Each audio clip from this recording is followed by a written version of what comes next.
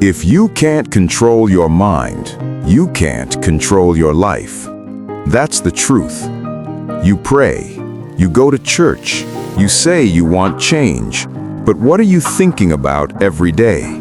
Fear, lust, anger, doubt? The Bible says in Proverbs 23:7, "As a man thinks in his heart, so is he." Do you understand that? Your thoughts are building your future right now. Every negative thought you entertain is shaping who you are becoming. And not every thought is from God.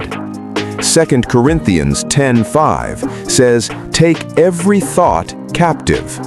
That means you don't let it stay, you don't let it grow, you don't let it control you.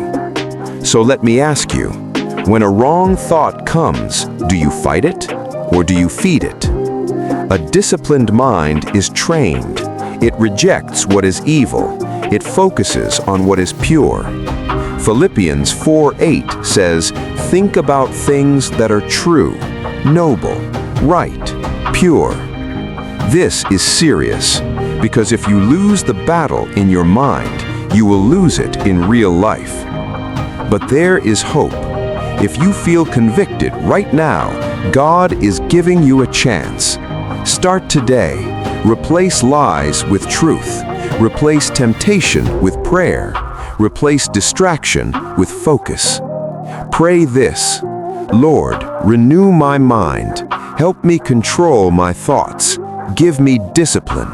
In Jesus' name, amen. If this message spoke to you, don't scroll away. Type Amen and share this with someone who needs it.